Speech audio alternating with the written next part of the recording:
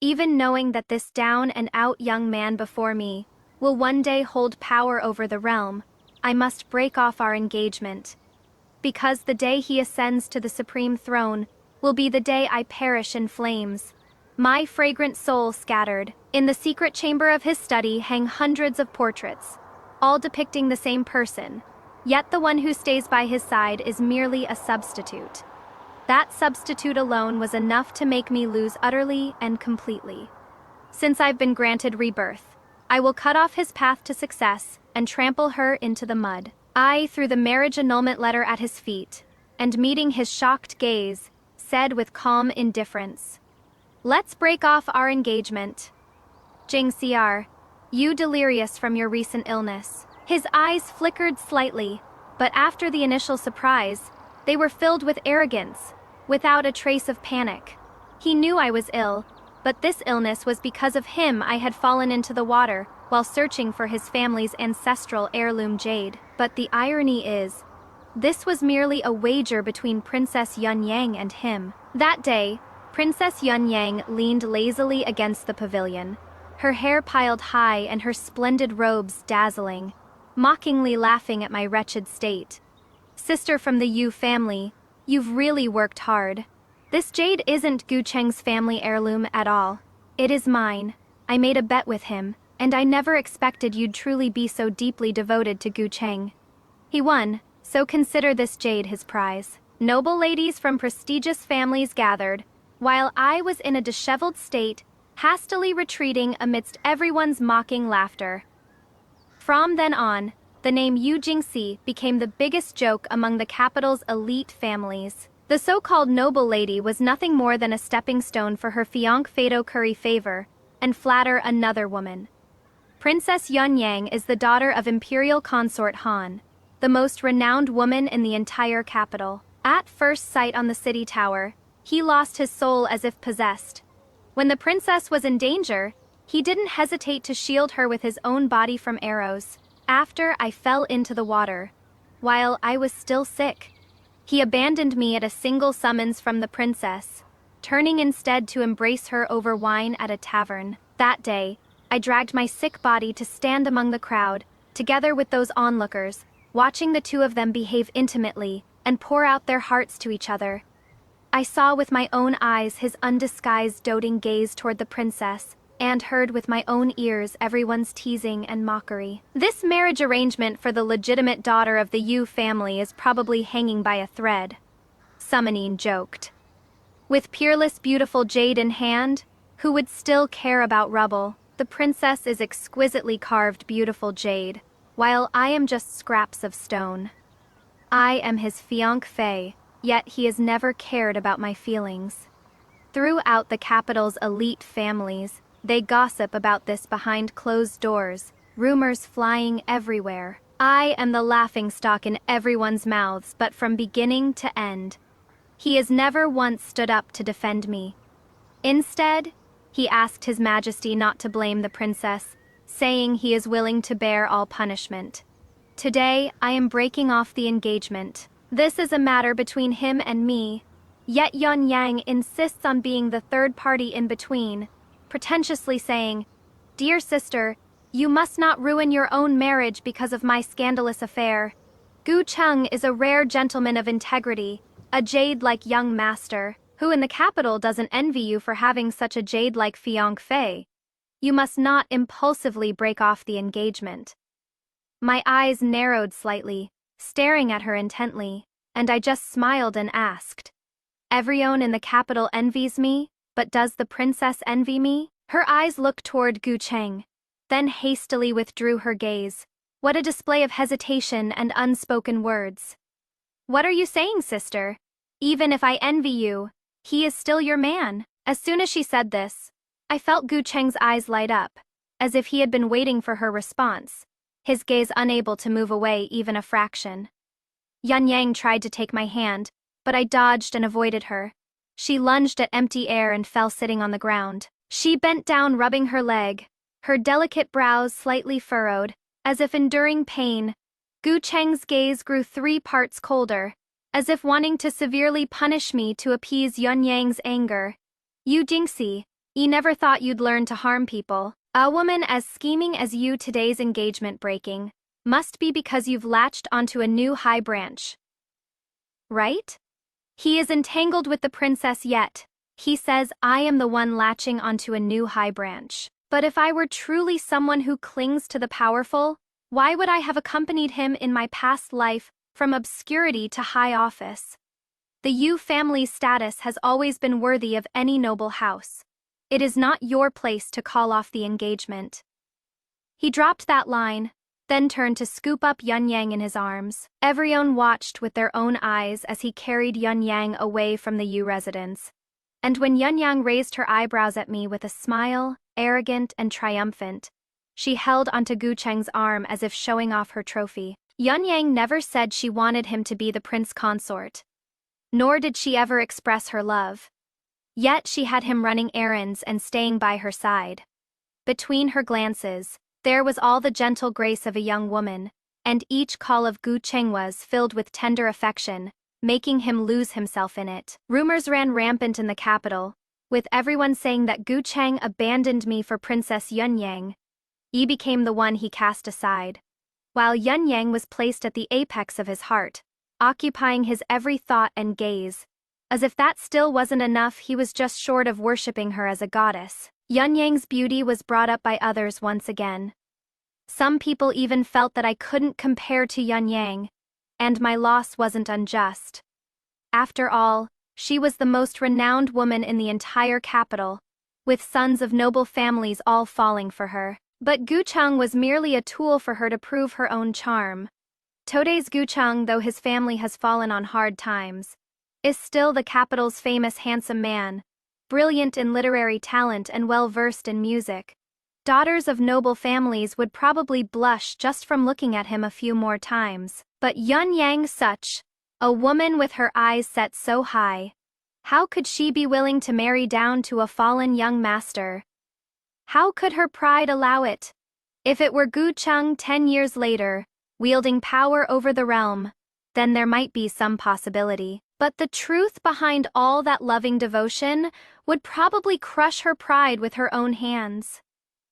The Empress holds a banquet in the palace, yet I fear the deep palace. The stone pillars of Taihe Hall once bore the imprint of father's grief and fury.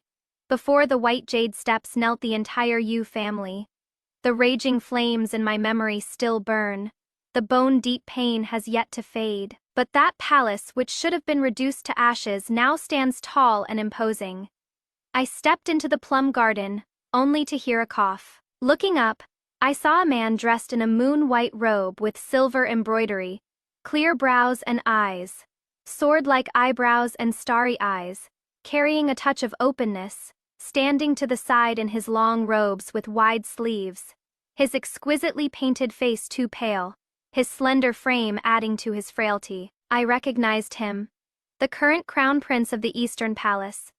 I bowed slightly in courtesy and was about to leave, but he called out to me. I had wanted to admire the plum blossoms alone for a while, but suddenly felt unwell. I wonder if Miss Yu could help me to the pavilion to sit for a moment. I hesitated for a moment, but in the end, I agreed. My hand rested on his sleeve, supporting him as we walked toward the pavilion. A thin layer of snow still covered the ground, and as we passed, we left footprints of varying depths. In my past life, I didn't have much of an impression of this crown prince, because he left this world far too early. Though we'd met a few times, we were merely nodding acquaintances. He was like a snow lotus on a high mountain, always carrying a sense of aloofness and distance. He was frail, plagued by illness for years, and passed away at only 25. His virtuous reputation was known throughout the court and the realm. He was the undisputed choice as the future sovereign in everyone's hearts. But alas, heaven envies the talented. I only remember that his eastern palace had not a single consort or concubine, only a garden full of crabapple blossoms that bloomed endlessly. In the 10 years after his passing, the crabapple flowers continued to bloom magnificently for a full decade. Because I loved crabapple flowers, my impression of him remained fixed in those bright and lush crabapple blossoms. After his death, the Eastern Palace remained unchanged from its former appearance. During the crabapple blooming season, I was fortunate enough to enter the Eastern Palace and witness that magnificent sight. I helped him sit down, but found myself somewhat lost in thought. The Crown Prince was truly handsome, if not for his illness preventing him from frequently appearing among the noble families and in public. His looks would probably have become the stuff of legend. I used to think of him as aloof and distant. Though he was a refined gentleman, he was like the bright moon in the clouds or a snow lotus on a high mountain, someone you wouldn't dare approach casually.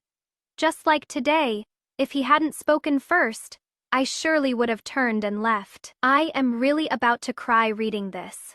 All the details before have been gradually revealing the truth.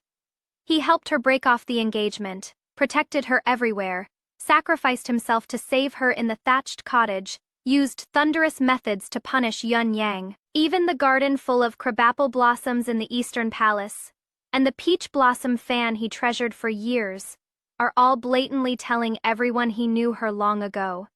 Long before that scumbag Gu Cheng, he has remembered her for many years. To let the female lead live her rebirth freely and boldly, the Crown Prince even risked his own life, just to exchange for her safe second chance at life. Get together already. Don't miss each other again. 2 lifetimes of waiting is really enough. Miss Yu, something on your mind? When he looked at me, his delicate brows and eyes carried a warm smile, as if all the tenderness in the world converged here, his gentle voice making one unconsciously relax. Before I could respond, I heard a clamor of noise approaching. My brother is handsome and talented. Even marrying a princess would be fitting for him. This current marriage arrangement is already beneath him. Yet that Yu Jingxi still dares to clamor about breaking off the engagement. I am afraid once my brother agrees, she'll be wagging her tail and begging for him to come back. The speaker was none other than Gu Cheng's younger sister, Gu Miao. Her voice was just as grating as it had been back then. Right now young Master Gu has caught Princess Yun Yang's eye. Yu Jingxi is just throwing a tantrum with your brother, hoping he'll sever ties with Princess Yun Yang. But she doesn't weigh her own worth threatening your brother like this now. She is probably going to lose more than she gains. The woman beside her chimed in with Gu Miao's words. Gu Miao became even more smug upon hearing this. Going back 3 generations, my Yu family was a household of bells and cauldrons. What does the Yu family even amount to? Declining families can only boast about past glories. But sadly those have long been submerged in the torrents of time, leaving nothing behind. The Gu family of today has already fallen into decline. Gu Miao reminded me of too many unpleasant experiences. In my previous life, after we got married, she kept egging on Gu Cheng's mother to set rules for me. Even when the snow was 3 feet thick, she made me stand in the courtyard for hours. During the birthday banquet, in front of everyone, she had Gu's mother punish me by making me kneel in the ancestral hall. She liked my cousin, but my cousin loved someone else, so she took all her anger out on me. Every day she told Gu Cheng that I bullied her, and she even sowed discord by saying I was secretly meeting with other men. My brother said that Yu Jingxi is just a blockhead, doesn't understand romance, dull and boring. Marrying a woman like that is simply the greatest torture for him. The plum grove blocked the view. Those women couldn't see the pavilion, much less see me and the Crown Prince, so they gossiped without restraint. My expression remained calm, but the Crown Prince spoke up. Who is making such a racket disturbing my peace? Everyone was shocked and hurried over, going around the plum trees. Seeing me alone with the Crown Prince, a flash of surprise crossed their eyes. Then they bowed and curtsied. Greetings to your highness, the Crown Prince. But the Crown Prince didn't let them rise. Instead, he made them kneel on the ice and snow. In the freezing cold, the frost and ice on the ground seeped through their clothes and penetrated their knee bones. They were noble ladies raised with gold and jade by their families. When had they ever suffered such torment? But this time, the person before them was the Crown Prince of the Eastern Palace, the future emperor. No one dared to question his actions in the slightest. Who was speaking just now? Punish yourself with 20 strikes. The crown prince spoke slowly. The atmosphere became somewhat oppressive. Gumiao looked around, but those young ladies, fearing trouble, pointed at her one after another. Her eyes filled with panic, yet she cast a pleading gaze toward me. Sister-in-law, please save me. Just like in my previous life, when she needed help or someone to take the blame, she would push me forward. I smiled faintly. Miss Goudant go claiming relatives randomly, with a gossip like you as a sister-in-law. Who would dare be your brother's wife? Let me kindly remind you, if you can't bring yourself to do it, His Highness will have someone do it for you. Those rough servant matrons have quite the heavy hand. As soon as I finished speaking, Gumiao began slapping her own face, terrified that if she was too slow, the old matrons would come and do it themselves. Those magnificent dresses woven from silk and brocade now lay prostrate in the snow, stained with frost and mud, their knees soaked through by the melted snow. In just the time it takes to drink a cup of tea, those pampered daughters could no longer endure it. Their bodies trembled, and they fearfully raised their heads slightly, begging the crown prince for mercy. His expression remained unchanged, only watching indifferently. Then he raised his eyes and looked over, as if asking for my opinion. Just then, a palace maid came to relay the message that the banquet had begun. I spoke to the crown prince. Your Highness, let's go to the front hall. Only then did he say casually, rise. Those noble young ladies stood up and glanced at me, no longer with their previous arrogant demeanor, but rather with a hint of fear in their eyes. The crown prince slowly rose, accompanied by a few light coughs. As he moved, his wide sleeves swayed gently, naturally exuding an air of noble elegance.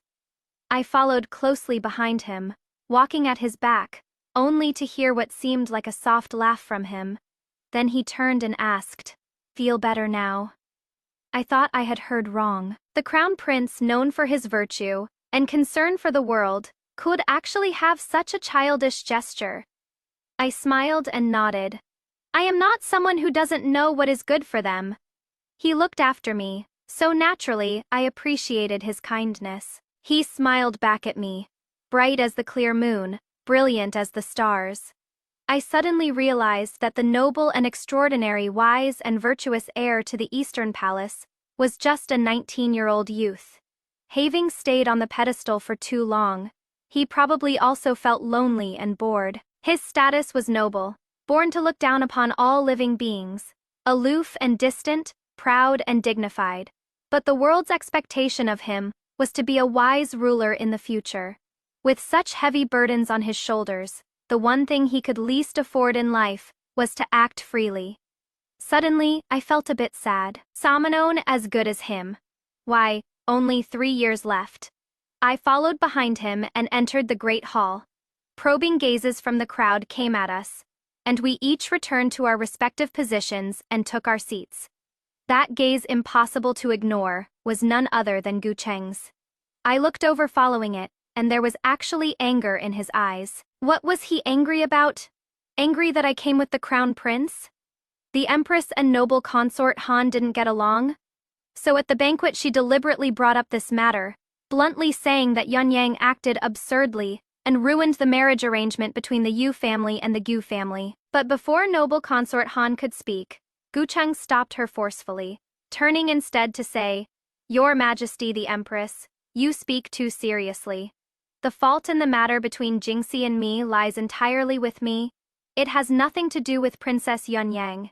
Don't let her reputation be tarnished. Moreover, Jingxi and I merely had some conflicts. This marriage was arranged by our ancestors, and we will certainly marry as scheduled in the future. How can you say the marriage arrangement between the Yu family and the Gu family is ruined?" My hand clenched into a fist inside my sleeve. Marry as scheduled, in order to preserve Yunyang's reputation and continue the Gu family's glory. He didn't hesitate to distort the truth and confuse right and wrong, insisting on acknowledging this marriage arrangement. He really makes me feel disgusted. In his eyes, I am nothing but a tool. His marriage with the Yu family can help him revive the Gu family faster. But he thinks that by grasping my feelings, He can trample on me at will and do whatever he wants. As long as he says a few sweet words, I'll obediently listen and not mind his attentiveness and ambiguity toward Yun Yang. Yun Yang never mentioned making him a prince consort.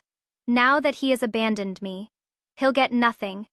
He is forcing me to acknowledge his words, making everyone think this is just a little girl's tantrum and some angry words. That those words about breaking off the engagement don't count. He also wants me to make excuses for Yun Yang under pressure. To personally admit that this matter has nothing to do with Yun Yang, that I was just being oversensitive and throwing a fit. How can he be shameless to this extent? I can only say, this time, he misjudged me. After hearing his words, the Empress looked displeased and turned to look at Gu Cheng. It seems young Master Gu still hasn't grasped the situation. Being insatiably greedy is not a good thing. The indifferent smile in Gu Cheng's eyes gradually disappeared, leaving only embarrassment and anger on his face. I never agreed to break off the engagement. The Crown Prince chuckled softly. Everyone turned toward the sound to see him sitting in an elevated position, his eyes full of contempt. His silver-white luxurious robe added to his noble bearing. They heard him say carelessly, "Being of two minds and fickle in affection is not the conduct of a gentleman." Young Master Gu is overly intimate with Yun Yang, behaving improperly, yet on the other hand, refuses to agree to Miss Yu's request to break off the engagement. Could it be you want to have your cake and eat it too, to take both the imperial princess and the noble lady of a prestigious family into your household? By the last sentence, the Crown Prince's tone had turned cold, carrying the imposing pressure of one in a position of authority, a commanding presence that could not be ignored. This humble one knows he is unworthy and would not dare. Du Cheng hastily cupped his hands in response. The Crown Prince raised his eyes with an amused look, then said slowly, "As you say, indeed unworthy." The Crown Prince looked toward the Emperor. Rumors are flying throughout the capital, all saying that Yun Yang stole another's love and ruined someone's marriage, truly disgracing the imperial family's reputation. Now that Miss Yu has magnanimously let go, why not fulfill Yun Yang's feelings? Lovers finally united would be a fine thing. What does Father Emperor think? The Crown Prince's words carried the most weight in the Emperor's heart. Whatever he said, the Emperor rarely refuted. As soon as he spoke these words, both noble consort Han and Yun Yang became anxious. But the Emperor was swayed. What the Crown Prince says, I think. Father Emperor, your son is unwilling. Yun Yang spoke out loudly, bowing and kneeling on the ground. Her intense reaction made Gu Cheng's eyes gradually dim, disappointment and dejection filling every corner of his eyes and brows. Yun Yang's merciless rejection and disdain were clear for all to see. In the past, having him by her side was merely for amusement, for fun. If he wanted more than that, then he simply wasn't worthy. Riding horses by the slanted bridge, red sleeves beckoning from every floor, he was used to seeing young ladies fighting over him with jealousy, playing their little schemes. But today, in front of everyone, I broke off the engagement first, and Yun Yang refused the marriage after. He was rejected clearly and plainly.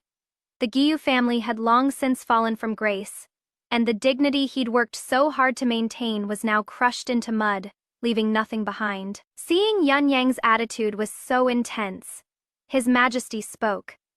"Since Yun Yang is unwilling, let's discuss this matter another day." The Crown Prince sat in his high seat, gently raising his hand to brush his sleeve. Then said slowly, "Since Father Emperor has granted Yun Yang's refusal of marriage, shouldn't Father Emperor also grant Miss Yu's request to break off her engagement?" Hearing this, Gu Cheng's expression changed drastically, his face turning unspeakably ugly, while Gu Miao's already red and swollen face became even redder. The Emperor pondered for a moment, then said, "Since Miss Yu is unwilling, I don't wish to create another resentful couple in this world. Let the marriage be called off." "Thank you, Your Majesty." The banquet having ended, I stood before the white jade stone steps as the cool wind swept past sharply. Yet I only felt infinite freedom. I could finally break free from the decades of entanglement with him. Though I knew that in just a few short years he would become the Grand Secretary, wielding power over all under heaven. So what of it? I would no longer have to endure torment day and night, no longer need to compete with others for his favor, no longer have to suffer his coldness while watching him harmonize perfectly with others. Princess Yunyang came rushing over in haste. Her eyes no longer held their usual smugness and contempt, but instead carried a hint of wariness and jealousy. For years she had played the role of nobility from her lofty position, yet now she was in a rare state of dishevelment. What virtue or ability do you possess? Why should Crown Prince Imperial Brother stand up for you? Someone like you doesn't even deserve to touch a corner of his robe. Your very existence only stains someone as untainted as him. Yunyang spoke without choosing her words, and within her speech was a touch of madness. Why was her reaction so extreme? Normally, she toyed with others' affections with ease, brazenly inserting herself between people, mocking and disgusting others.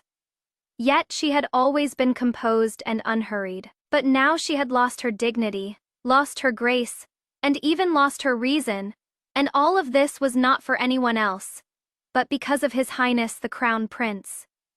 I looked at her with puzzlement, pondering for a long while without saying a word. Yet, I thought of an extremely terrifying possibility. Stay away from him, or else I won't let you off. She threatened me without any disguise, no longer showing the smug composure from days before, her eyes flashing with jealousy and possessiveness. The Crown Prince came from afar, his steps unhurried, elegant, and relaxed, his movements naturally carrying grace and bearing. Seeing him approach, Yunyang fled in panic. She seemed very afraid of him, very afraid of seeing him. I stayed where I was, and when the Crown Prince walked to my side, I couldn't help but ask, "Why does your Highness help me?" He seemed not to expect such directness from me. Standing with his hands behind his back, he pondered for a moment, then said softly, "In this life, I've enjoyed all the honors under heaven, yet I alone cannot act freely. But Miss Yui am willing to use this honor to fulfill your freedom." These words left me stunned in place, but he had already turned and left. It wasn't until my younger sister came over and shook my hand that I snapped back to reality. No one had ever said such words to me before. Father and mother hoped I would be dignified and proper, gentle and obedient, becoming a model among noble family daughters, becoming their pride. In front of my younger sister, I was the elder sister, needing to act with propriety and lead by example. In my past life by Gu Cheng's side, he hoped I would be a virtuous helper who understood righteousness and the bigger picture. Not competing or fighting, not jealous or envious, helping him rise through the ranks to the highest position. But never had anyone said I could live freely as I pleased. Father observed all the movements at the banquet, and after returning home, he called me to his study. He said Gu Cheng was not a good match, and it was fortunate the engagement was broken off. But the next moment, he was reminding me that the Crown Prince's status was too high for me, hoping I would act with proper restraint. I nodded in agreement, but couldn't sleep that night. His words kept replaying in my mind. "Miss Yu, I am willing to use this honor to fulfill your willfulness." These words lingered in my heart, refusing to fade for a long time. The next day, Gu Cheng came to return the betrothal token. He stood at the bottom of the steps. I remembered when we first met. He came to visit the Yu family, and the maids all teased that he was the future son-in-law. I hid behind the screen to peek at him, thinking that having such a handsome and charming person as my fiancé was quite fortunate. But later, I suffered for decades before realizing he had carved his white moonlight into his heart, never forgetting her for a moment. I tried my best to prove I was no worse than that person, wasting years of my life, only to discover I was wrong. Just a similar face was enough to make him willingly bow down in devotion. And I lost completely. I not only lost to his white moonlight, but also to that substitute who looked similar.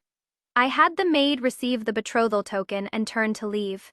Having lived through 2 lifetimes, I had nothing more to say to him. Unable to bear my cold treatment, his uncontrollable rage burst forth as he questioned me.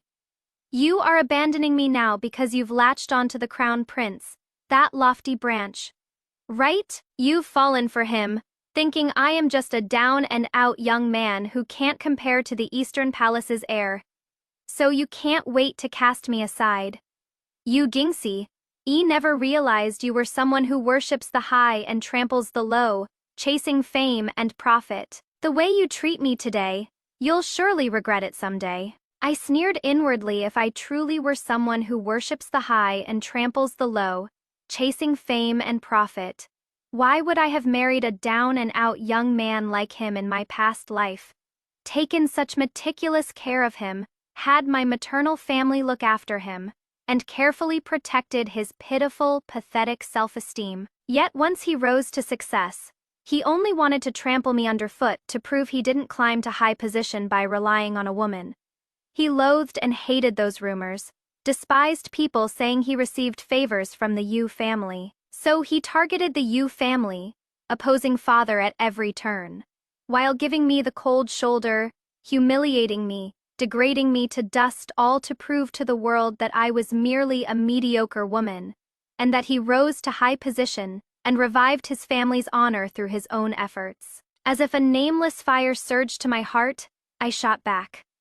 Just as you said, I do like His Highness the Crown Prince. I am sick of you, so what? You are not even worthy of being mentioned in the same breath as His Highness the Crown Prince. As the words fell, silence descended all around. I turned around, only to see his furious face, and the Crown Prince's astonished expression. When did the Crown Prince arrive? I too froze in place. The Crown Prince was the first to recover, looking toward Gu Cheng, a hint of amusement in his eyes. Did you hear that clearly? Gu Cheng couldn't bear such a humiliating scene and left in a huff. I take my leave. Thus, only the Crown Prince and I remained, staring at each other, the atmosphere truly awkward. I looked at the maid beside me, but she quickly lowered her head. What use was she? She didn't even know to warn me, making me embarrass myself so badly. I could only lower my head, not daring to meet the Crown Prince's gaze, truly not knowing how to face him, only wishing I could dig a hole in the ground and escape through it. I never knew that I held such a place in Miss Yu's heart. His tone carried amusement. I slowly raised my head, feeling that all the gentleness and beauty in the world had gathered in those clear and magnanimous eyes. I could only hastily explain, Your Highness, please don't misunderstand. This subject has no improper thoughts. I only misspoke because he angered me. What if I don't think Miss Yu misspoke? He smiled, but his gaze was like a vast ocean, its depths unfathomable. I lowered my eyes and bowed. Thank you for not blaming me, Your Highness. He came to the Yu family to see father. I escorted him to the study door and was about to leave when he spoke up. I heard Miss Yu is searching for the rare score of Yuling Q. I nodded, and he said in a low voice, The score is currently in the Eastern Palace. Miss Yu can come retrieve it when you have time. With that, he went straight into the room. I really couldn't tell he had any intention of gifting it. After all, he came all this way. Yet the score was still at the Eastern Palace. It was puzzling. The Crown Prince rarely visited his subjects' homes, but this time he had a very pleasant conversation with father. When leaving, he asked me to see him out. I looked up at father, who could only nod. The Crown Prince walked ahead while I followed behind. Somehow he started coughing again, so I could only quicken my pace to walk alongside him, constantly watching his expression if anything went wrong. I could notice it quickly. He seemed to understand the meaning behind my action and slowed his pace. I raised my hand to support him. Just like that day, through his sleeve, accompanying him as he walked slowly. He seemed a bit surprised and said with a smile, Miss Yu needn't worry, this illness won't take my life anytime soon. I could sense the bitterness in that smile. As the pride of heaven, he was born with infinite honor. But unfortunately, this sickly, frail body has held back his grand ambitions. I supported him as we walked along the small path in the courtyard, feeling stifled in my heart, yet still saying, Your Highness is such a good person. You will surely live a long life of 100 years with lifelong peace and health. In the future, you will certainly be a wise ruler, achieve great accomplishments, and realize the aspirations in your heart. If I have such a lifespan, I only hope to make up for the regrets in my heart. The Crown Prince's lips were somewhat pale, but it still didn't diminish his handsome appearance. He remained graceful and elegant, a gentleman as bright as the moon and wind. Father didn't want me to be too involved with the Crown Prince, because he feared I would lose my sense of propriety and later be drawn into court disputes. But his worries were too excessive. Only because I knew the Crown Prince had only 3 years left to live. A benevolent heir apparent, brilliantly talented, but alas, heaven would not grant him years. Time flew by swiftly. The year had passed, and it was the spring examinations. I knew that Gu Cheng would definitely win first place in this spring examination, and would also make a stunning impression in the palace examination, leaping to become a new favorite in the court. From then on, he would embark on an official career and revive the Gu family, but the higher he climbed, the more he would lose his original intentions. Later on, although he held power over the realm, he couldn't be considered a good official. But I didn't expect that even in his moment of triumph, he still wouldn't forget to come to my door. He still stubbornly asked, "You Jinxie, do you regret it?" To this day, he still refused to admit his own faults, only willing to attribute the responsibility to me for being a social climber who sought higher branches. Did he think that by proving his talent and ability, I would regret it? I don't regret it, and I never will. No other words could be more resolute than these. From beginning to end, there was never any love. It was merely his pride and competitive nature at play, unwilling to accept defeat just like that. I didn't want any further involvement with him, so I had people drive him out. After the Crown Prince left, for several months straight, I couldn't sleep peacefully at night. In my dreams, there were always large blossoms of crabapple flowers blooming profusely, rapidly spreading into vast fields, until they devoured me. When I woke from the dreams, I'd be drenched in cold sweat. That scene was unmistakably the Eastern Palace. Only the Eastern Palace had so many crabapple flowers. In my previous life, he passed away from illness at the age of 22. After he was gone, the crabapple flowers in the Eastern Palace bloomed year after year, never withering for 10 years. People said it might be because the Crown Prince died young, his obsession lingering on. But now the Eastern Palace crabapples appear in my dreams. What could this be hinting at? Could it be that the Crown Prince's condition has worsened? Again thinking of this, my mind was in turmoil. I don't know why, but I felt so panicked. Just thinking about those sprawling crabapple flowers in my dreams made me feel like I couldn't breathe. Those densely packed crabapple blossoms seemed ready to devour me. The drooping branches like they wanted to wrap around my body and bind me tightly. It happened to be the season when crabapple flowers bloomed, yet I was tormented. After much deliberation, I decided I must make a trip to the Eastern Palace. I understood all the reasoning Father spoke of, but he hadn't lived a second life. He simply didn't know what the future held. Since I can be reborn, can break off the engagement, and rewrite my past life's fate, why can't he? Just thinking about how he'll pass away 3 years from now, my heart feels like it is blocked by a huge stone. Using the sole copy of the Yuling melody score as my reason, I entered the Eastern Palace. The steward led me into the estate. I saw him sitting beneath the crabapple tree, leisurely playing the zither, with large blooming crabapple flowers all around him exactly the same as in my dream.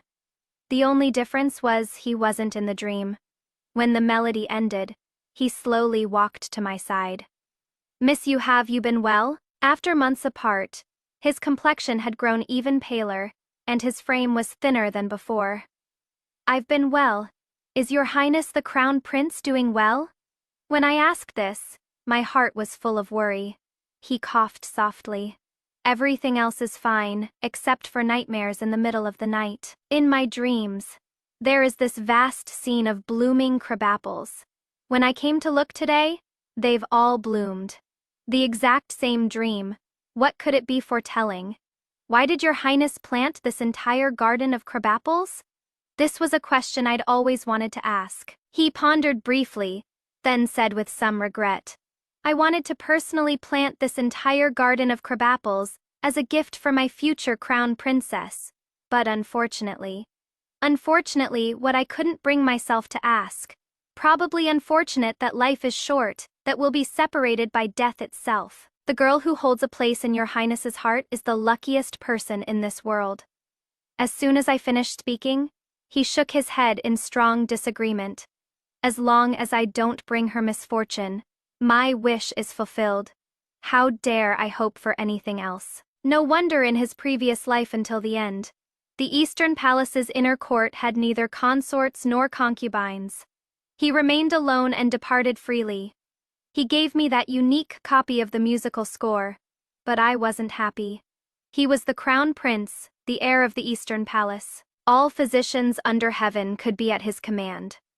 Yet even so, in his last life he still died at 22. Could it truly be beyond saving?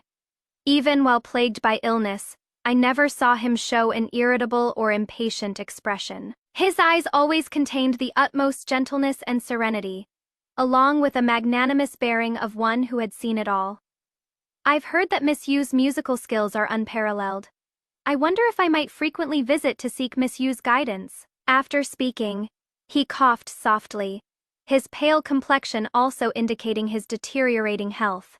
The partings of life and death in this mortal world are the most merciless. I cannot bear to witness such scenes. Even though Father earnestly taught and repeatedly instructed me, this time I must go against his wishes. It is rare in life to follow one's heart. This time I want to act according to my true feelings. As long as your highness takes care of your health, you may come any time. Hearing this, he smiled with great joy. With Miss Yu's words, I will certainly take care of myself diligently. If I can live to 100 years, it will all be thanks to Miss Yu. My heart suddenly ached sharply. May you live a long life is the most common auspicious phrase in the world. Yet for him it seemed like a heart-piercing blade, reminding him again and again that fate cannot be defied, and one's lifespan is predetermined. When I came out from the Eastern Palace, he encountered a wandering fortune-teller on Zhengyang Street. He stared at my face with eyes full of shock and insisted on blocking my way. Miss, your fate is peculiar. May this old one divine your fortune. The maid beside me thought he was a charlatan trying to swindle money and hastily tried to stop him. Move aside, don't spout nonsense. Miss, have you heard of the theory of reincarnation and return? He stared at me, his eyes full of probing. Never. I answered very decisively. This old one merely wishes to tell you, miss, that those who have returned through reincarnation are not just one person. A year ago, this old one observed the celestial phenomena at night and noticed anomalies in the stars, pointing due east. So I came to the capital, but strangely, several months ago, I saw the same anomaly again, precisely due east. Now it seems to make sense. The step I was about to take immediately halted. Qinghe, give the old man some travel money. As my words fell, though the little maid was unwilling, she still handed over a pouch. This old one is staying at a small courtyard in the eastern part of the city. If you have any confusion in the future, miss, you may seek me there.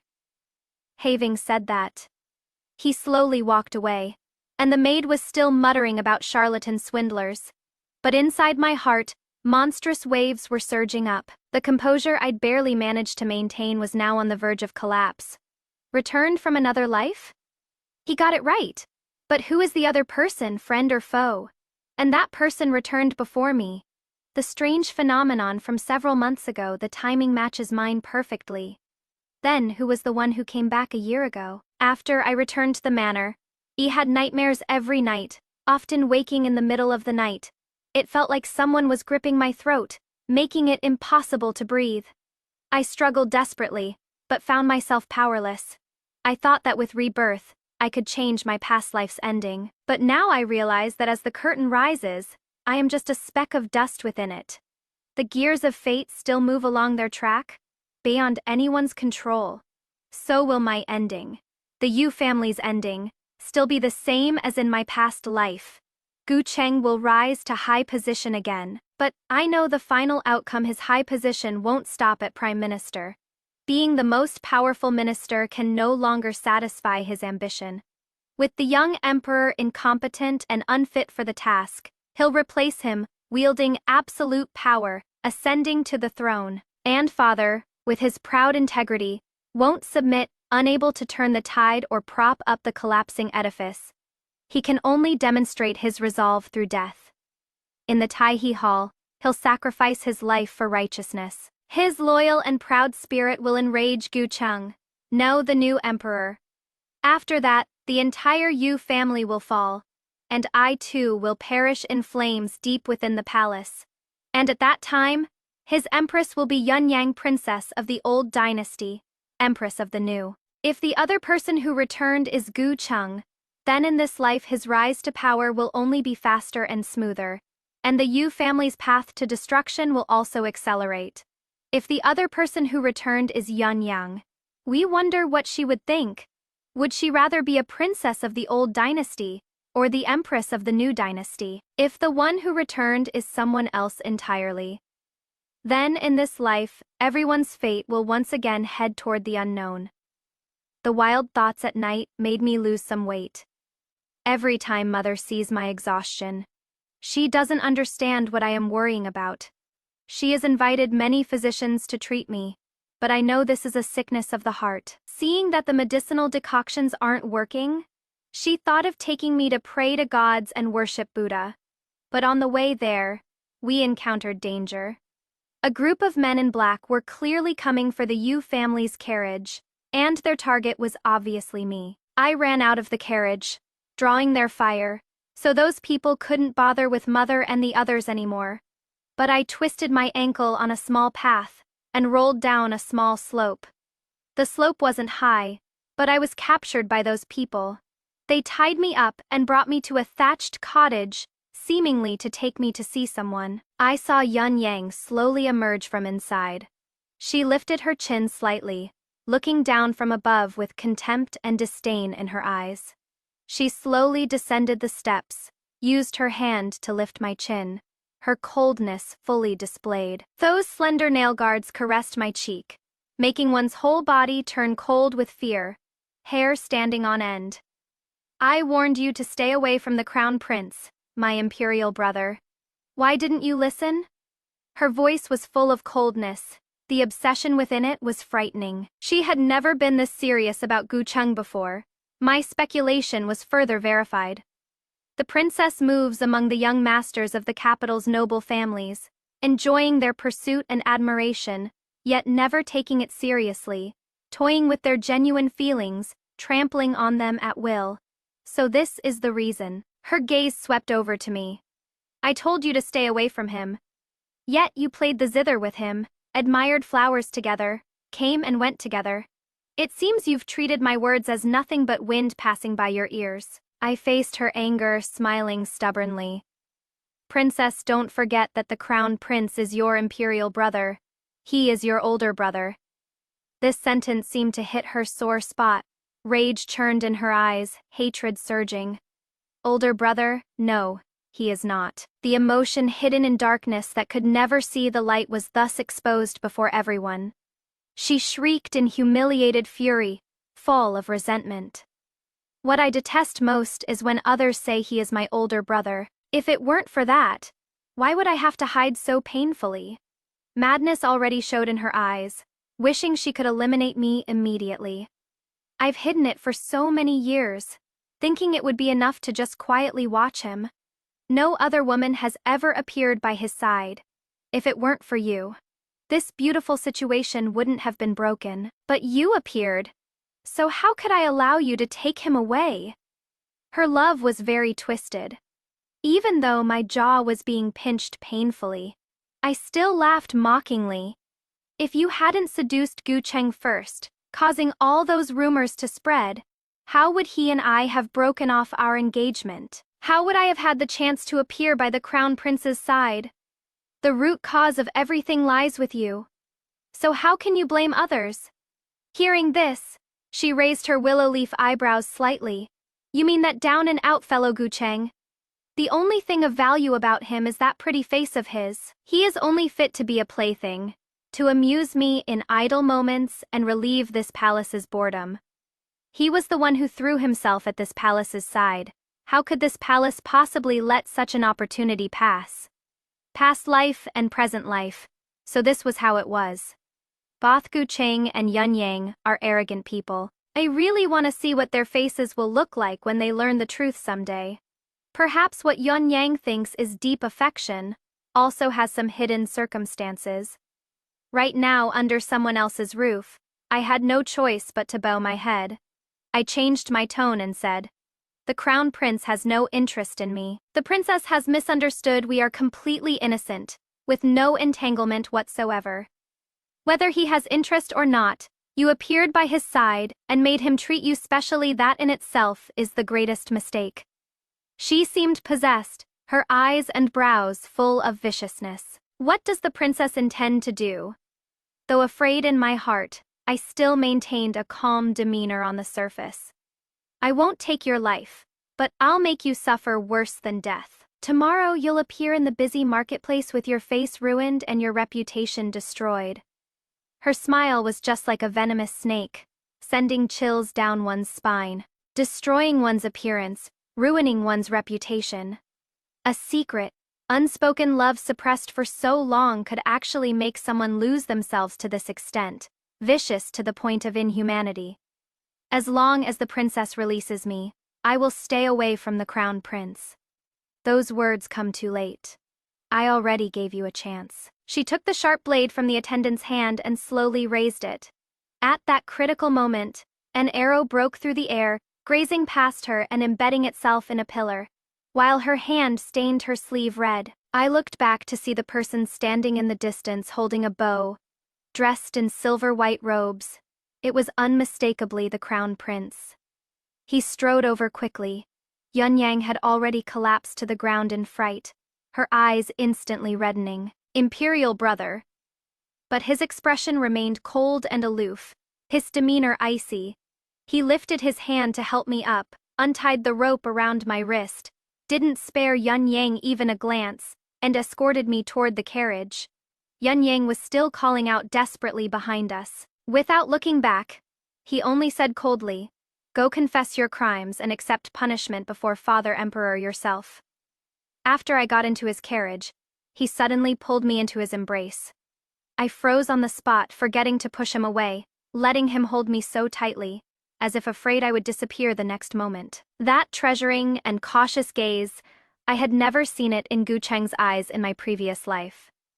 After a long while, he seemed to realize his loss of composure, and only then slowly let go of me. A few traces of helplessness flashing in his eyes, looking at his stern face. I didn't know how to speak either. The crown prince in my impression had always been gentle as jade. This time, I finally saw what he looked like when angry. He spoke first. "This time I've implicated you."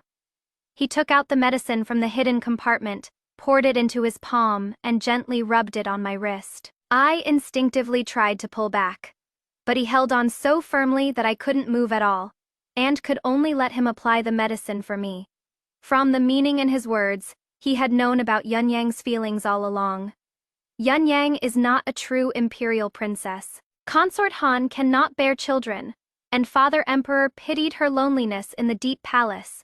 So he allowed her to adopt a girl from a branch of her maternal family to raise by her side and bring joy to her. Father Emperor didn't want others to bring up the consort's sad matter, so everyone assumed Yun Yang was an actual imperial daughter.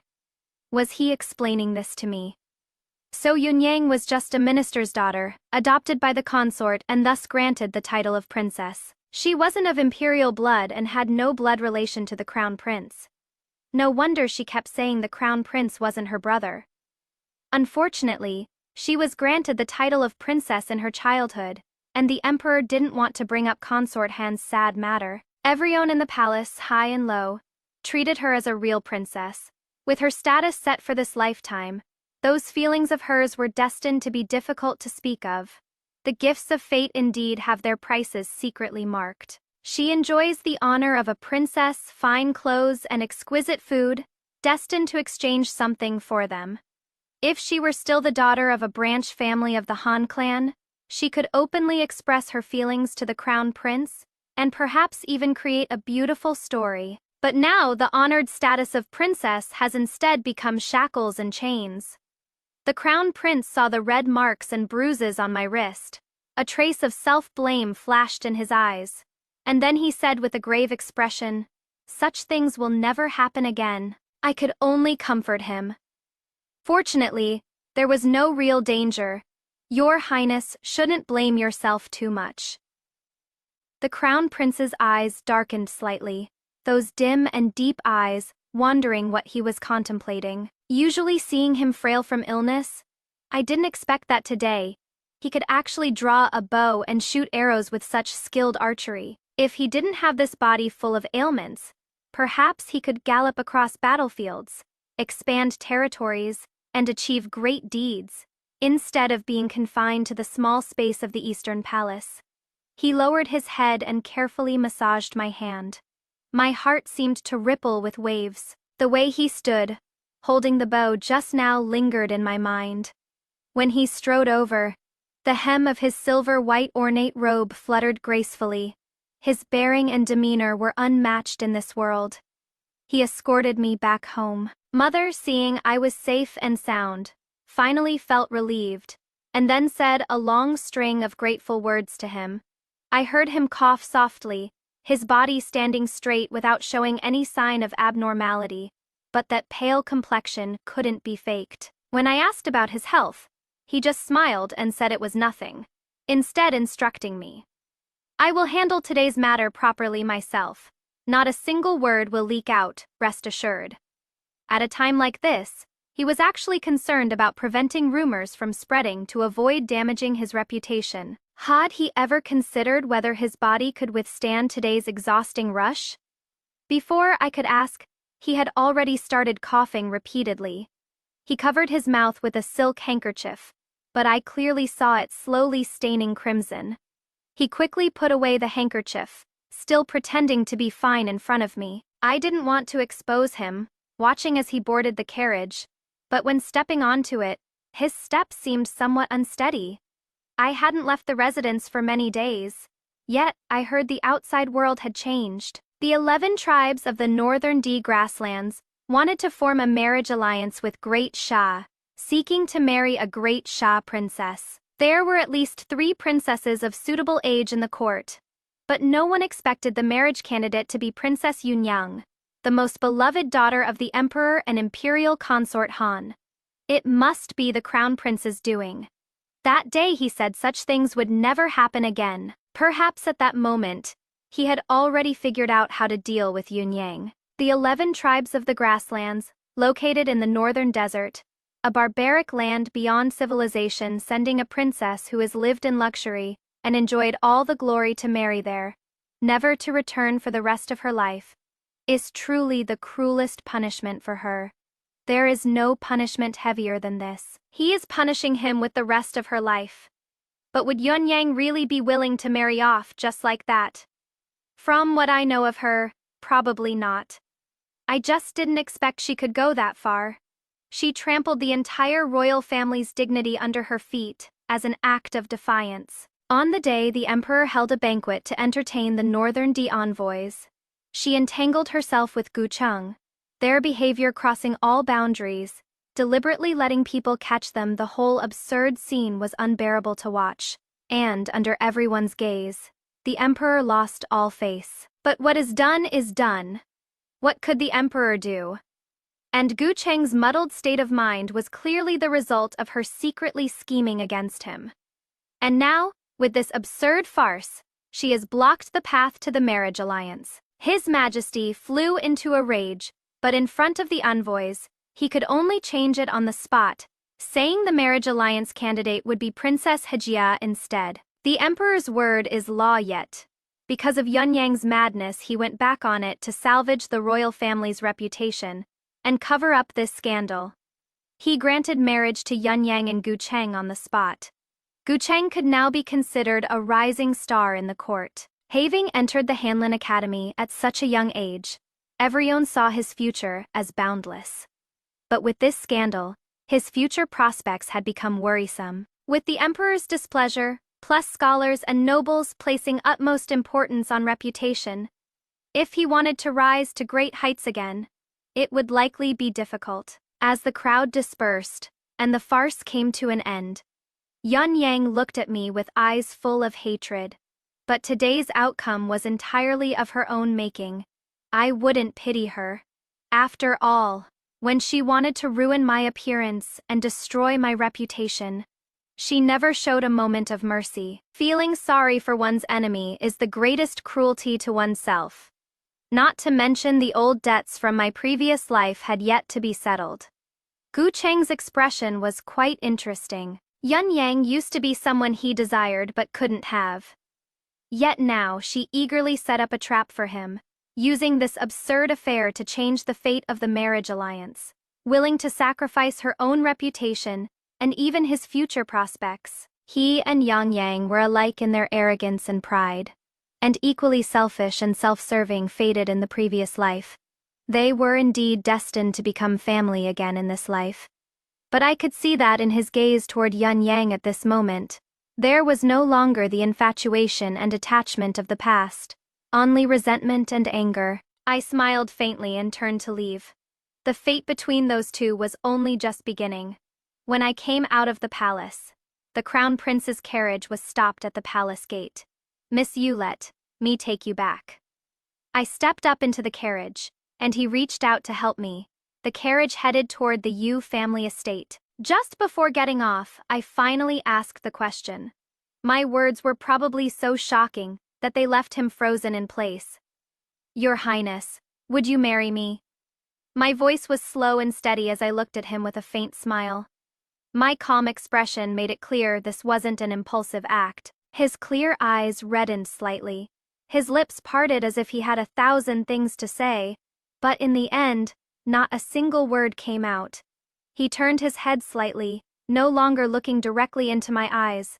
After collecting all his emotions, he said in a low voice, "Miss Yu, we are not suitable for each other." He avoided my gaze, not daring to look at me.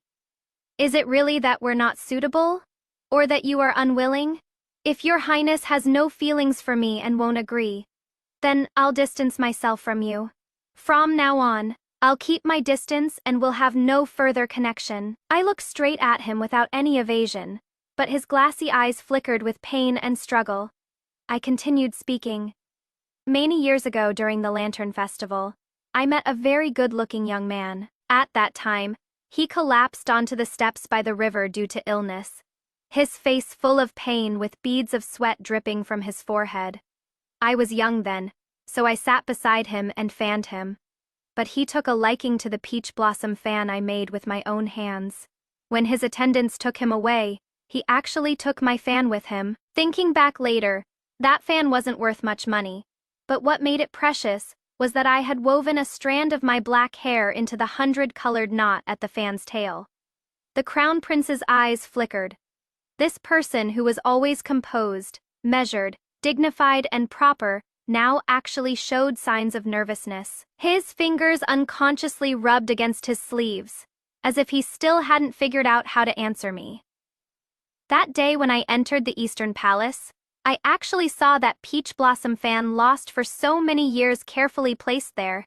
Black hair conveys affection, peach blossoms transmit meaning. "Your Highness, have you figured out how to respond?" I looked at him with a light, beaming smile.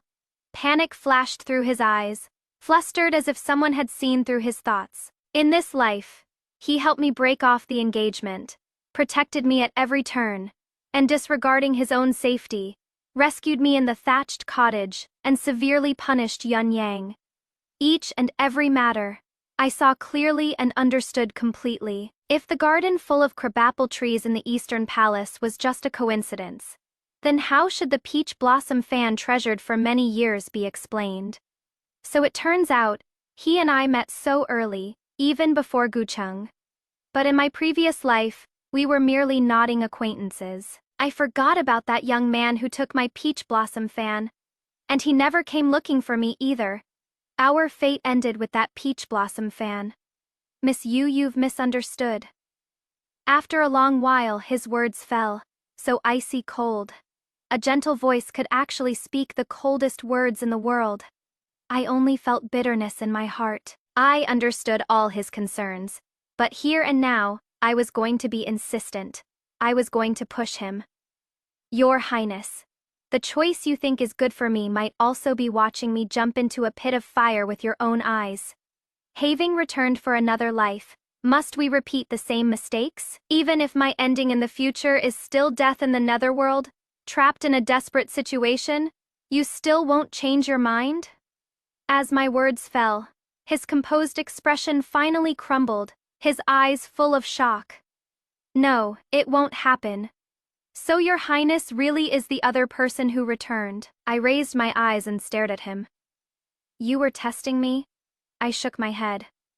Everything I said today came from my heart, but I am only giving your Highness 3 days. If your Highness still has countless concerns, then when we meet again, we'll be strangers. Your Highness need not treat me so well anymore either. I can't bear it. Having said that, I got off the carriage, turned around, and left. Several days ago, I went to see that sorcerer. He seemed to have anticipated that I would seek him out, showing no surprise at my appearance. And between his words, he had already confirmed that the other person was the crown prince. He said in the previous life, there was a traitor who brought chaos to the court and usurped the supreme position, causing the emperor's star to shift, the celestial phenomena to fall into disorder, heavenly punishment to descend, and chaos to arise. But the source of this chaos lay in the crown prince of the Eastern Palace dying young. The crown prince's birth mother died early, and he was later framed by someone, poisoned with a strange toxin in his childhood. Though his life was saved, his vital energy was greatly damaged and severely depleted, so his lifespan would be short. However, he possessed the fate of an emperor's star and could defy heaven to change his destiny, having the opportunity to return in another life. What the sorcerer said all matched up. The traitor who brought chaos to the court and usurped the throne refers to Gucheng. He rose through the ranks all the way to the top, reaching the highest position as a minister. But his ambition didn't stop there. Later, he deposed the young emperor, ascended to the throne himself, eliminated dissidents, and favored treacherous sycophants. If we're talking about divine punishment, there probably was some. When I died, the regional lords already had disloyal intentions, and war was about to break out. The sorcerer said the source was in the Eastern Palace, which also fits. If the crown prince hadn't died young, cut down in his prime, with his virtue and talent, he would surely have been a wise ruler, and great Xia would have welcomed a new golden age. How could it have come to the Eastern Palace remaining vacant later, the young emperor ascending after the emperor's death, Gucheng controlling the court, and then usurping power? At this point, I knew that sorcerer wasn't talking nonsense. But his next words left me shocked and frozen in place. He said my return must be because of the crown prince. The crown prince is the emperor's star, and only he has the chance for rebirth. It is absolutely impossible for anyone else. My rebirth and return could only be due to being bound by the crown prince's obsession. That sorcerer also said that if the crown prince forcibly altered fate for my sake, allowing me to return to this world, he might not be able to change his own ending. In this life, he might still leave at 25 just like in the previous life, with no room for redemption. After hearing what that sorcerer said, I burst into tears. It turned out that my bond with him ran so deep, with so many regrets. Yet our fate was so shallow that when I recalled my past life, all I could remember was how our eyes would meet whenever I looked back, and he would smile gently, nothing more beyond that. And in this life he always smiled warmly too, softly calling me Miss Yu, a gentleman, as radiant as the moon, refined as orchid and jade. If this life were to end here, in the years to come, through countless midnight dreams, I would probably always remember that jade-like young man who said he was willing to indulge my willfulness. Before entering the palace, I had already made my decision. The past life was already filled with regrets. In this life I should follow my heart, no longer avoiding, no longer hesitating. It was he who defied fate to bring me back. Why should I fear the separation of life and death that may come? Since he doesn't dare take this step, then let me do it. I waited for him 3 days. During these 3 days, I went nowhere. Though it was merely 3 short days, it felt like years. Everyone could see my anxious restlessness, but they didn't understand. I paced under the willow trees in the estate all day, eagerly looking out, hoping time and again, only to be disappointed time and again. If he doesn't come, what should I do? Really become strangers with him, never to cross paths again. But those words were just to trick him a little, to push him a little. Until the 3rd day, I was unwilling to leave the courtyard, just sitting listlessly on the swing, feeling vexed but not knowing how to relieve it. Watching the sun set in the west, the 3-day deadline was almost here. Just as I was feeling dejected, the maids ran in with joyful expressions. "Congratulations, miss. Great joy for miss." "What joy is there?" The maid answered with a smile. "His Highness the Crown Prince requested an imperial decree for marriage before His Majesty. Now the imperial edict has been issued and announced to the world. Miss will soon be the Crown Princess of the Eastern Palace." "Really?" I asked uncertainly. "Absolutely true. The Crown Prince has come in person, and officials from the Ministry of Rights are also discussing the wedding arrangements with Master." The maid's face was full of joy. I lifted my skirt and rushed out of the courtyard. And there, he stood with his hands behind his back, wearing splendid brocade robes with cloud patterns outlined, symbolizing the noble status and transcendent position of the Crown Prince of the Eastern Palace. Dressed so formally, I felt somewhat unaccustomed to it, and my steps slowed down. The last ray of twilight cast upon him. He slowly extended his hand toward me, speaking gently. "Miss Yu, am waiting for you, waiting for your return." Hearing this, I cried tears of joy, and threw myself into his arms, complaining. "Why did you say it so late? I've been waiting for you. From the moment you proposed breaking off the engagement with Gu Cheng, I knew you had returned. But when you truly came back, I became cowardly again. This sickly, broken body cannot promise you the rest of your life. Nor can it hold hands with you until our hair turns white. It is exactly the same dead end as in our previous life. If that is the case, it is better not to meet." But in the end, I couldn't hold back. His tone was full of obscurity and unease. His countless concerns, his hesitation and uncertainty, I understood them all. I don't care. Meeting across 2 lifetimes has given us the chance to stay together. Whether it is 30 years or 3 years, no one can stop us. Cherishing the present time is the only way to live up to fate's mercy. The firmness in my words gave him confidence. His expression was moved. He took out that peach blossom fan and examined it for a long time.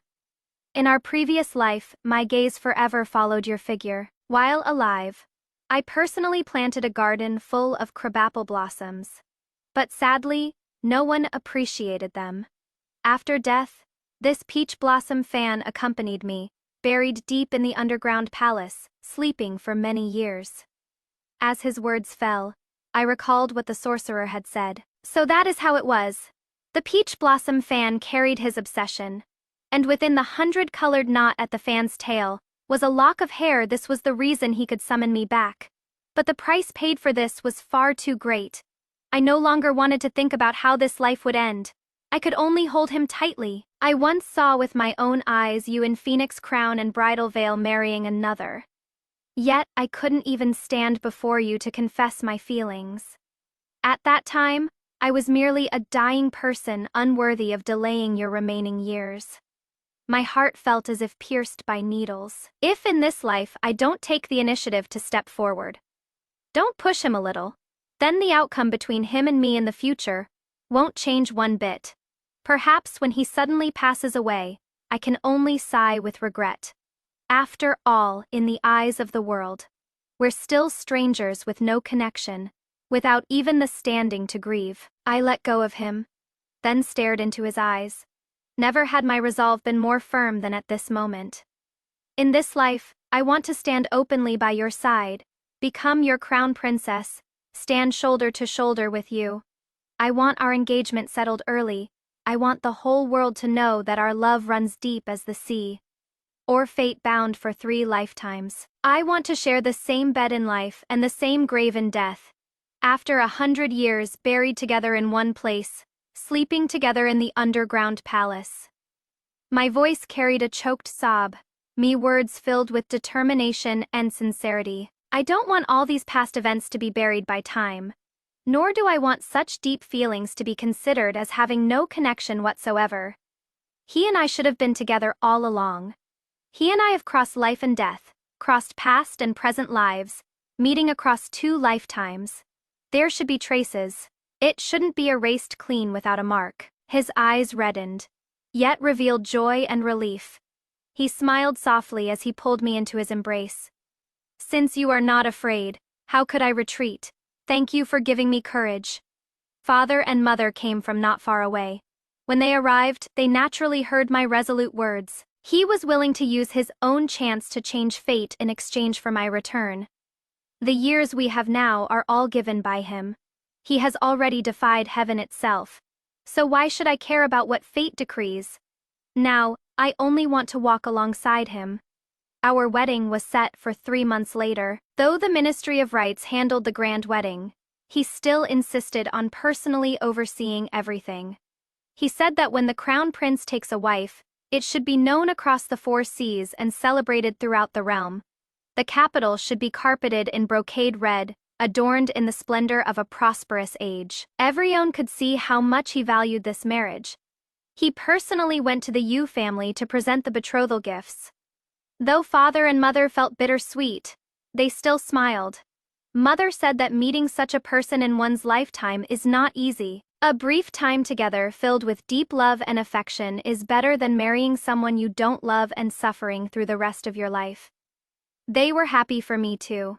On the wedding day, he came to fetch me personally. It wasn't necessary, but he said he wanted everyone under heaven to know that he cherished the crown princess far more than he cherished himself.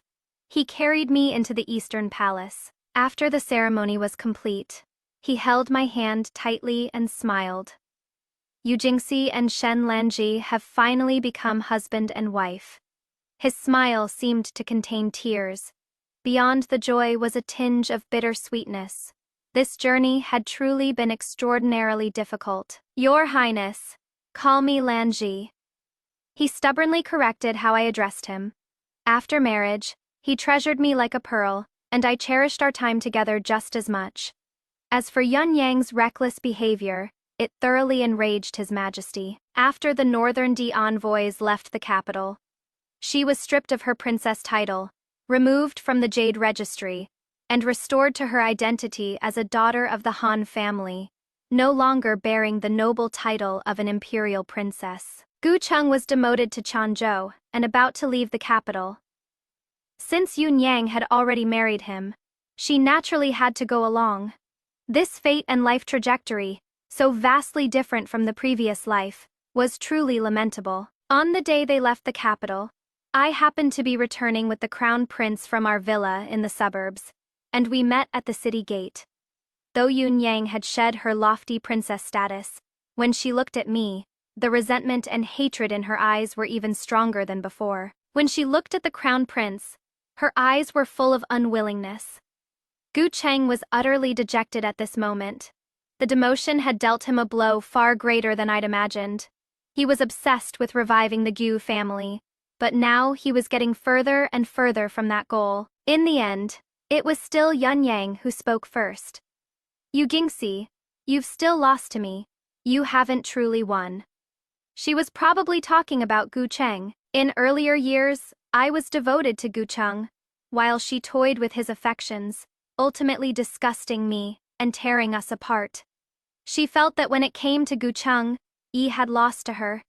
In my previous life, I truly thought so. He trampled on my feelings, yet treated Yun Yang as a treasure in his palm. After learning the truth, I felt that Yun Yang was even more pitiful and laughable than me. I was his second choice to revive the family. So what was Yun Yang then? Yun Yang was nothing more than a substitute. I smiled and said to her gently, "In the study of the Gu family's old residence, there is a secret room filled with portraits of women. Hundreds of portraits, all depicting the same person. If you are fortunate enough to see them, you'll find yourself 70% similar to the woman in the paintings." Yun Yang looked at Gucheng, but Gucheng's eyes flickered. Then he turned to look at me in shock. "How do you know?" This was him admitting to what I said, having been tormented for decades in my previous life. How could I not know? Yun Yang, you've never won, both in the previous life and this one.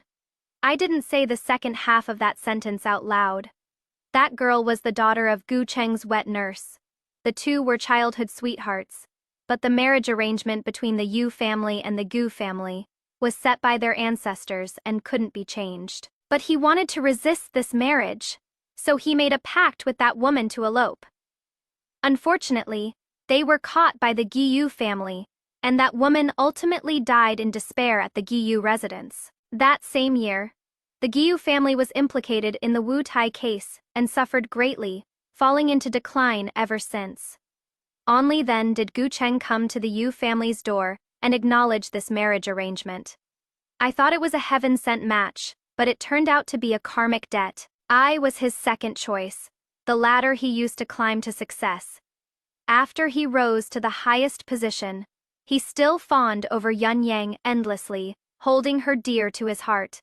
I always thought Yun Yang was his unattainable white moonlight, the cinnabar mole he could never forget. Until I opened that secret room and suddenly realized the white moonlight was someone else entirely.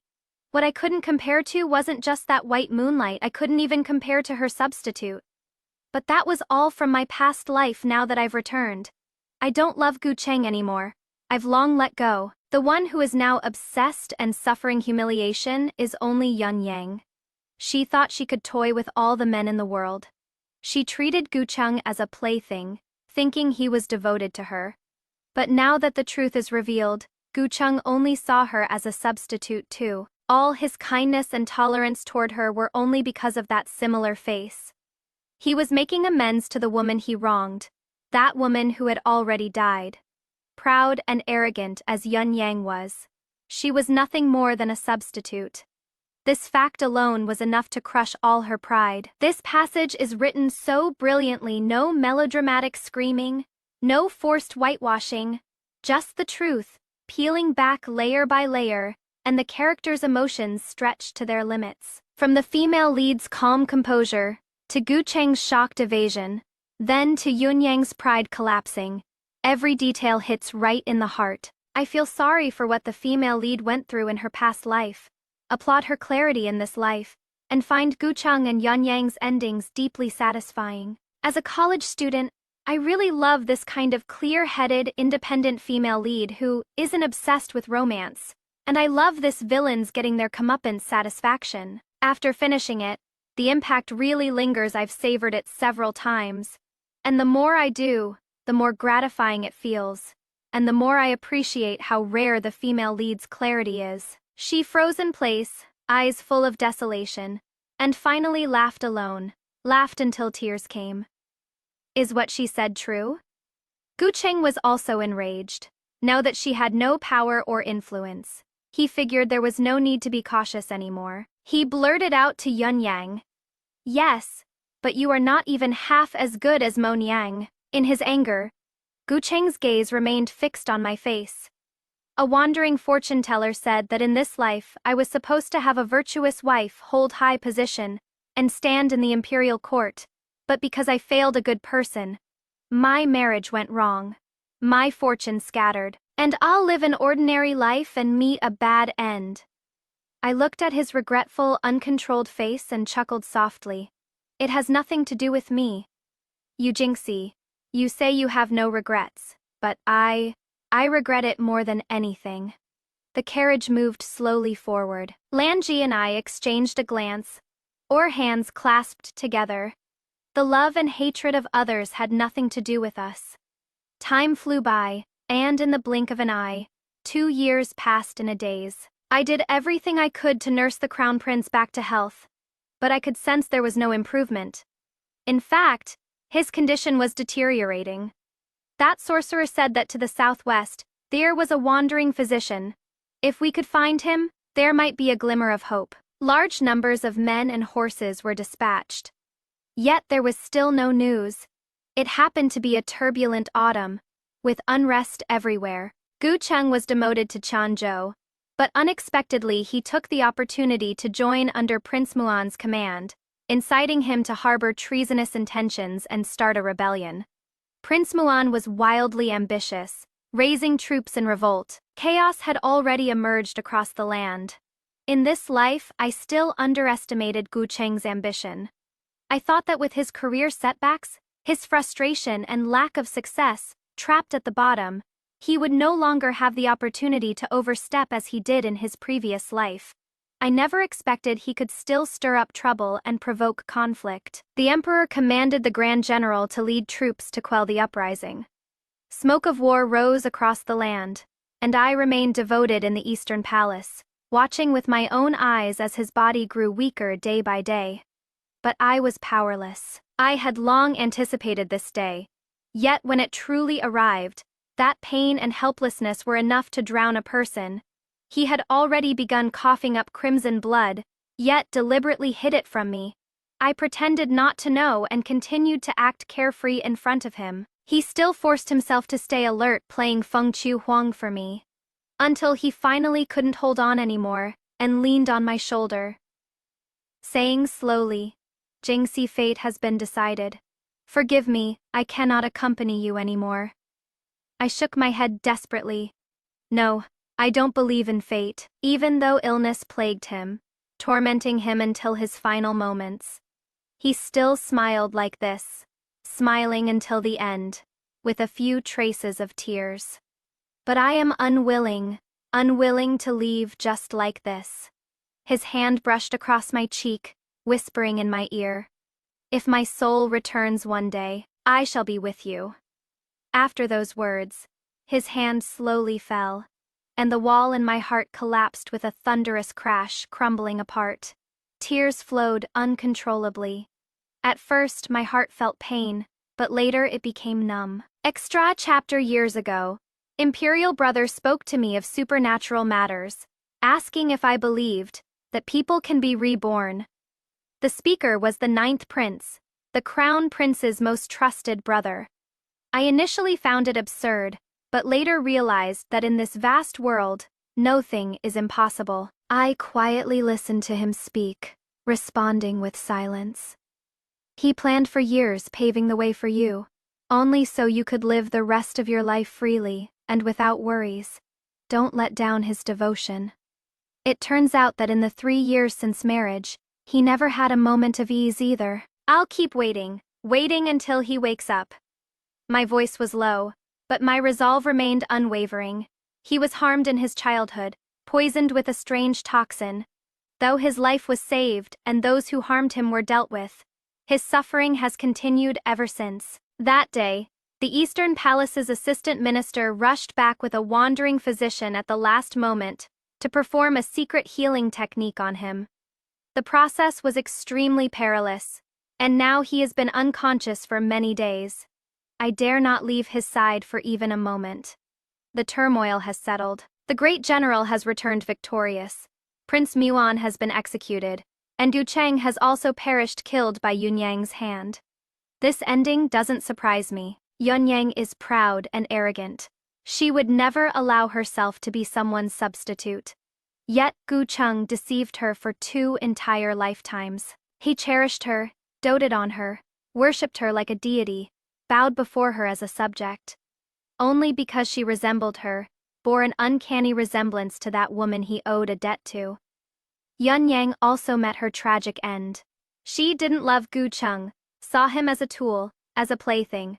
But she too was treated as a substitute by Gucheng, bound together across 2 lifetimes. Now the dust has settled, life and death separate them, love and hate have dissipated, and all grudges and entanglements have scattered with the wind. Lanji, it is the season when crabapple blossoms bloom again. I want to admire them with you. I held his hand and spoke softly. As my words fell, I felt his fingertips move slightly. Then his hand gripped mine in return. If this story were to have a side story, or if you were to put yourself in the female lead's perspective, what would you most want to do right now? Come vote and tell me. I want to see them ascend the throne together, have a bunch of little mochi dumplings, make up for all the sweetness owed from the past life, be ridiculously happy. B want to see a detailed side story of the scumbag and Yun Yang torturing each other in Changzhou. See how the player and the scumbag shatter each other's filters and ultimately destroy each other. It'll definitely be super satisfying. C. The female lead has memories of her past life, faith the awareness of this lifetime.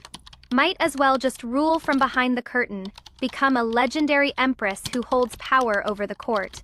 Focusing on her career is the way to go. D. After experiencing 2 lifetimes of bloodshed and chaos. What is imperial power and wealth? Once the crown prince's health is fully recovered, just toss the throne to the 9th prince. The 2 of them go to Zhongyan and get a manor, enjoy flowers and play the zither, completely live freely and unrestrained. I am waiting for your choices in the comments. I myself decisively choose D. Life is short. Enjoying the present is the way to go. If you like this story, remember to hit like, comment, and subscribe. See you in the next video. Bye-bye.